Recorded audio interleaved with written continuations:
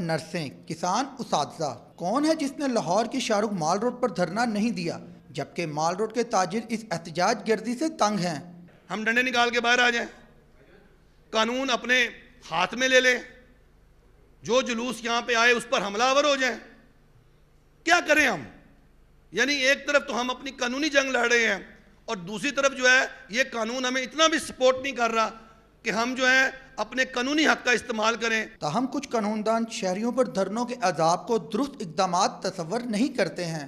میرے خیال کے مطابق تو یہ اجازت نہیں ملنی چاہیے، اور مجھے نہیں سمجھ آتی کہ کیوں گورنمنٹ دے دیتی ہے اور پوری پبلک اس سے سارا دن خوار ہوتے ہیں لوگ۔ پچھلے 7 سال سے وہاں پہ 144 لگی ہوئی ہے اور بزنس مین بہت تنگ ہیں اور لوگ ٹریفک والے بھی بڑے تنگ ہیں جو لوگ یہ ہائی کورٹ اور سپریم کورٹ وغیرہ میں آتے ہیں، اور میں سمجھتا ہوں اگر حکومت نے یہ کام کیا تو انتہائی غلط کیا، اس لیے اگر حکومت خود قانون توڑے گی تو کون قانون کی پاسپاری کرے گا؟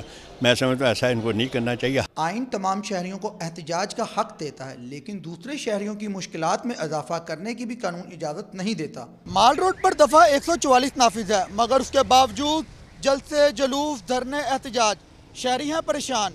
قانونی ماہرین کے مطابق دفعہ 144 پر عمل درآمد کروانا حکومت کی آئینی ذمہ داری ہے۔ کیمرامین احسن رضا کے ساتھ یاور ذوالفقار، 7 نیوز لاہور۔